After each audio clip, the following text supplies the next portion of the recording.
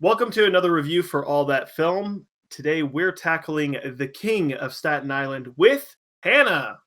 Hi. I haven't talked And to you in like forever. yeah, I know it's been quite a while. There haven't been as many movies, and I haven't seen Yeah. uh I forget Ben Schwartz. I haven't seen any Ben Oh. Schwartz things. Middle-aged shorts. Middle and Schwartz. But yeah, we'll get right into it with the review for King of Staten Island. This, of course, is directed by Judd Apatow. It's surprisingly a Pete Davidson vehicle, and Hannah, I'm sure you're already aware of this, but two Pete Davidson sort of leading movies like in a row. I mean, I know like he's kind of like a co-lead or a supporting lead in or good Big adolescence. time adolescents, yeah. Big time, thank you. But what did you think of King of Staten Island and Pete Davidson's performance? I love this movie so much. I hate when I come on here because I feel like I'm always like boasting about some movie that people like less than me, and I seem like kind of an idiot, but I'm ready to do it again. Uh, I'm not a huge Judd Apatow fan. I would hesitate to even say I am a fan. Uh, I like one of his movies, and that's Knocked Up. And even then, I don't think that I love that movie. So I was hesitant watching this. The only reason why I did watch it is because I love Big Time Lessons so much, and I think Pete is great in that. And the trailers look good for this. So I went in and I was so surprised. I think that this movie is so like I hate saying it because it feels like cliche at this point to call like a movie raw and real, but like this movie does feel like very raw and real, and it doesn't feel like like movieized or like anything like that. And it's so funny. I didn't think it was gonna be as funny as it was, but it's like so funny. And Pete is just he's fantastic in it. I really wasn't expecting much out with like him in the dramatic scenes because in Big Channel Lessons there is dramatic stuff, but it's always just like kind of like Pete Davidson being like broy. Uh, and in this he For is sure. that. In this he is that, but like you can tell he's actually like trying and like acting. So yeah, I loved it so much. Wondering, it's interesting that you talk about Judd Apatow. He has a very weird directing career. I feel like for someone who's like the main sort of face of still making comedies. Because a there's not like as many of those that are even released in theaters. This, of course, probably would have had a decent release. I'd assume most of his movies do well. But I was just going to mention real quick, Judd Apatow can't be like it can't be understated what he does as a producer. Just because he's had things like in the past millennia of like Super Bad, Bridesmaids, The Big Sick, Pop Star, Step Brothers, like all these movies.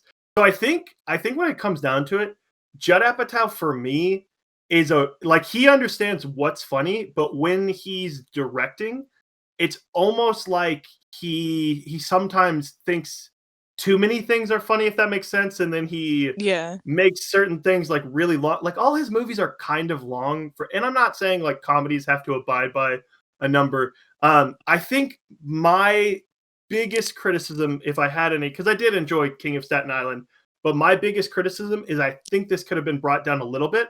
Now, I will say, I don't think usually there's like some improv stuff that lingers. I don't think that's here as much. Um, I'm not gonna lie though, I was kind of invested in this so much that I think it could have, and maybe it's just because I've been watching TV more than I have lately. But I almost thought like this could be stretched out into like a mini series of sorts, just because I was like Oh, that'd be invested in the character. awesome. Like on Yeah, HBO. yeah, exactly. And I was really invested in the characters, but I feel like certain things weren't fleshed out. And you're completely right. There gets to a lot of points where things are real and they are treated with emotion. And uh, look, they could have really, if they wanted to, I think they could. Like, I'm not gonna lie. This is not. It's not a spoiler, but it's something goofy that in my head I was like, if this happens, like I'm out of this movie. I thought they were gonna at some point have Pete Davidson like run into a fire without fire equipment and Oh. be like, "I'm conquering my fears." I thought that's where this movie was gonna go, Oh, and I think, jeez. yeah, I think it does take a lot of boldness and not sort of emotional baiting people. Yeah. Um, and at time like at certain times, it's like, oh well, we're still gonna tell jokes even when it's like serious material because that's what normal human beings would do. Like, And e it um, it it a lot of the time, it doesn't feel like jokes either, and I think that's because of Pete's delivery. It just seems so, like, casual and, like, nonchalant, like, in the conversation, and it's funny. yeah. Eh, I was gonna mention this. What was your favorite pairing with Pete Davidson, if that makes sense? Because in Oh, this Marissa movie, Tomei. okay, gotcha. Yeah, she's great in this. Oh, yeah, I wanted to, highlight that, like, talking about it. She is amazing in this. It's, like, the best I've seen her in a while, at least from the things that I've seen her in recently. Yeah, she, you can only do so much with the Aunt May role. No, no, It's but very true. her specifically, she has one scene that I'll just throw this out that involves wine that is so like perfectly done. And she just like owns that one moment, and like it makes so much sense because like I feel like in a lot of movies that would be like brushed to the side and be like, oh yeah, whatever, redemption time, and Yeah. eh, it circles back to that realness that you're talking about. I Um, was gonna bring up the pool scene for her in particular. for Her sure, telling yeah. Bill Burr and Pete Davidson off was amazing. It's so uh, mom. It's so mom without, for like, sure. crossing that, like, movie mom, like, annoying line. Definitely. Um, I was gonna mention, I think my favorite pairing with Pete Davidson. I don't know why I like this so much, but it's in Big Time Adolescence as well. I like him sort of being like and maybe it's just because I like this trope in general. I like him sort of being like a bad guy that's a good babysitter, if I that makes love that sense. you brought that up. Yes. Oh my Yeah, god, that is amazing. That's perfect. He is yeah, oh my god. I think he just I think it's just because I feel like that's, like, Pete Davidson in general, like, anyone that, like, follows him, I think knows that he's, like, kind of he does bad things and, he's not a great influence or, like, anything like that, but, like, he just seems like such a good dude and such, like, a down to earth dude, and I think, like, seeing that in, like, movies and stuff like that is just, really, I guess, satisfying. sure. Yeah, it's like an interesting visual juxtaposition too, that you have this dude that's all tatted up. He's wearing like these. I mean, they even like make fun of him. They're like, "You look like the guy that sells coke under the highway," and he's like, "I know that guy. He's nice." Or um, the mom talking to him, "Are you a weirdo? I'm the weirdest." Yeah, weirdo wouldn't say Weirdo that. yeah, yeah, yeah. There's a lot of nice stuff at sort of at the expense of him. But yeah, no, I just really like the like calmer moments, I guess, that they spend with that, and I think it does um sort of up that like emotional heart because like a lot of this is people telling him like, oh, you're kind of a screw up, and like just that there, it's like, oh well, these kids like don't know that. They see someone who like listens to them and they're in sort of a bad situation, and there's this kid that's just like, hey, what's the thing you do? And they're like, this, and he's like, that's dope, and they're like, you're the best. Oh my god, I love those scenes so much. For sure. I was also gonna throw out because Marissa Tomei, Bill Burr, both great. Specifically Tomei does a really great job. I also think can't overlook Steve Buscemi doing his Oh, thing. yeah, yeah. I liked to see Steve Buscemi and stuff. I don't know why. I And didn't like even know him he was as in this until he popped up, and I was like, "Oh, it's Steve Buscemi." yeah, I didn't either because I thought I don't know. I thought Bill Burr was going to be more of like a fatherly figure than he was. Yeah, that's what So the when Steve, trailers made it seem like. yeah, yeah. And then also like I know these are small roles, but Moises Arias, coming in here out of nowhere. I thought he doesn't get like many lines, but I thought they made that character pretty interesting.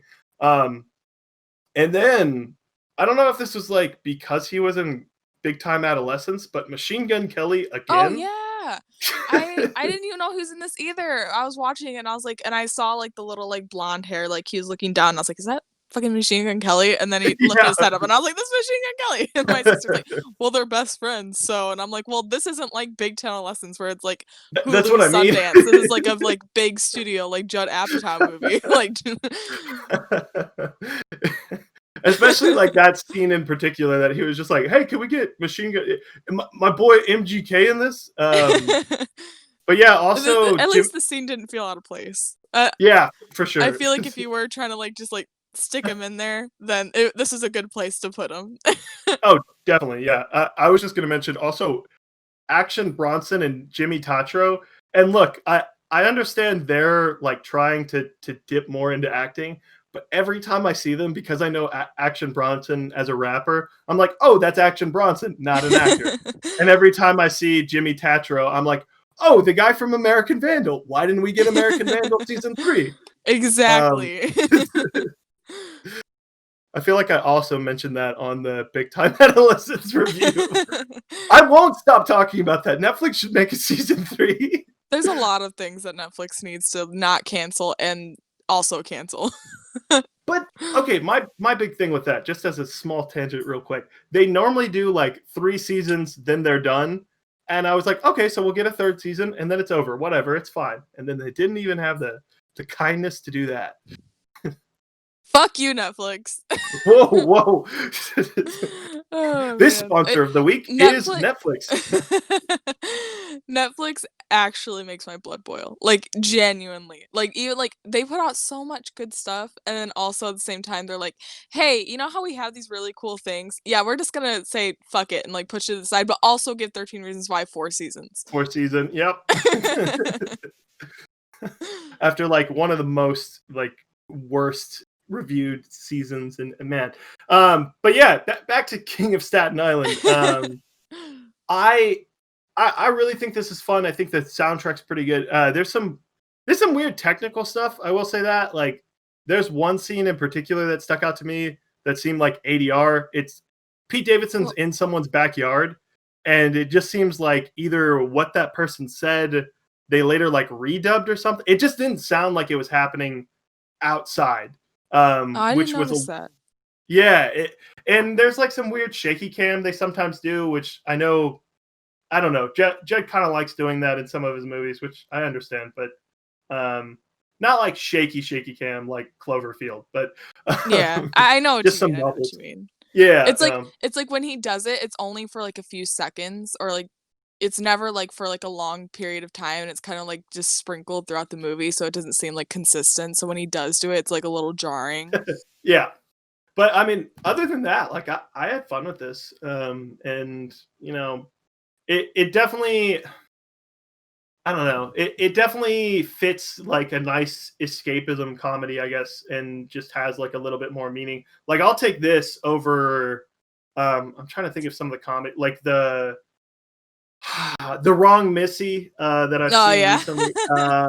Oh, Any of man. like the past man, even as much flack as Judd Apatow can get sometimes, I don't he's never like made a Sandler level like Netflix Sandler, where he's just like, "Hey, we're gonna go on vacation and not care about making a good movie," and it's like, Yep. "All right, respect," but Oh, man, I can't believe I sat through The Wrong Missy. Oh, I Jesus. still can't either. Like this to me, I think I was like an hour through this, and I was like, okay, like I could watch a lot of this, and like the wrong Missy, I got about 15 minutes through it, and I was like, oh my god, please Yeah. stop. So like in terms of even the one that was kind of it was okay. The Lovebirds. I don't know if you saw that Oh, one I on I Netflix. really like The Lovebirds, I'm in the minority on that. No, no, look, I thought Lovebirds was fun, but I feel like we don't really get like we have Big Sick, we have 21 and 22 Jump Street. I'm trying to think. I just feel like we don't get enough like sort of like even the Jump Street films, like they part of what I like about the Jump Street films is they take time to do semi-serious moments. Oh, yeah, yeah. I just And rewatched 21 Jump Street with my sister, yesterday or the day before, and I was talking to her about it, like, halfway through, I was like, "You know what, I think it's really cool how both Jump Street movies actually do have, like, an emotional core to them, and yep, it doesn't, like, feel, like, cheesy or, like, forced or anything like that, they just kinda does it, you know?" it just works because Channing Tatum and Jonah Hill are just that Yeah, good. I was, like I was watching it again, I hadn't watched it in a while, I was surprised, I was sitting here watching it, and the part where they're, like, screaming the Miranda rights at the gym teacher, I was, like, tearing up, I was like, "Why is this so beautiful?" Do you have anything else that you want to bring up on the King of Staten Island? Um, no, I don't think so. Uh, The length, I have seen a lot of people complain about it, and I was scared about it going in. Even though 2 hours and 15 minutes isn't, like, terribly long or anything like that, but I can see how it can, like, looking at that and being like, "Oh, it's a comedy," it's can be a yeah, little for sure. intimidating. With me, I didn't mind the length. I did feel it, but I didn't mind it because I was never bored, and I consistently liked every scene that we got, even though, like, there is scenes that I'm like, "Oh, well, I can see that being edited out and, like, you can shorten it down a little bit," but I didn't dislike those scenes or anything like that, and you know, I it's kind of like a weighing game for me, and I'm like, "Well, I like the For scenes, sure. but also I did feel the length," you know? Yeah, for me specifically, because I guess I should expand on this a little bit more before we finish. Um, for me, like what seems like could be cut out for me is, unfortunately, I think some of the scenes with his friends, I think those weren't explored enough, if that makes sense. So Yeah. his core like group of friends, I would have liked to see more. But then you have people complaining that it's a 2.5+ hour movie. Yeah. Um, so it's almost one of those weird things where, like, for me, it's like, okay, Judd, you can either do a 90-minute version of this movie or your 4 hour magnum opus King of Staten Island version. Um, but yeah, no, pretty fun time. Definitely check it out if you can, because it's a nice, fun little movie. It's nice to have in the world right now. Yeah, and if you haven't, just another, if for whatever reason after we talked about it in this review, you're still not going to check it out. Check out Big Time Adolescence. It's on Hulu Yes. if you It's have my Hulu. favorite movie of the year, even though that's not saying a whole lot, There's been some solid movies that have come out. yeah, but there isn't a lot. I There know, isn't a I big know, I know. selection. Yeah, I've Like, heard we some should have people be had like, "This a lot time by last now. year we had so many better movies," and I'm like, "Yeah, Yeah. movies have been delayed." Right? Like, But people are taking this as an excuse to shit on 2020, like, in the world of, like, yeah. cinema. I'm like, "Well, that's Well, not we're a gonna fair get those argument." movies a bit. Yeah, yeah. Like if everything gets pushed, people are gonna be like, "2020 was the worst movie, or was the worst movie year ever." But it was shaping up to be one of the best. Yeah, no, there's definitely some good ones that if they stay, man, especially if like movies are like, well, I guess we'll release in 2020, then we're gonna have a packed like September to Oh, December. I know. Yeah, I I I I'm assuming that what's gonna happen is that the second wave is gonna happen, and that 2021 is already so packed with, like, movies that have been delayed yep. that the smaller studios are gonna be like, "Well, we're just gonna release our indies on demand," and everyone's gonna be so No, overwhelmed in no, September and First on. Cow, don't do that to First Cow, and the Green Knight, I think, with A24. I'm worried about those because I'd like to see Dev Patel on a big screen. Yeah, That's I what I d I I'm do hope that that gets pushed into 2021 because I actually do really wanna see that in a theater. Yeah, but that's gonna do it for our review of The King of Staten Island. Thank you, Hannah, for coming on and talking about old Pete Davidson. Love him the most. If you like this review, make sure to check out any of the other reviews linked at the very end, and also subscribe to see more of these videos in the future. Thanks. Bye.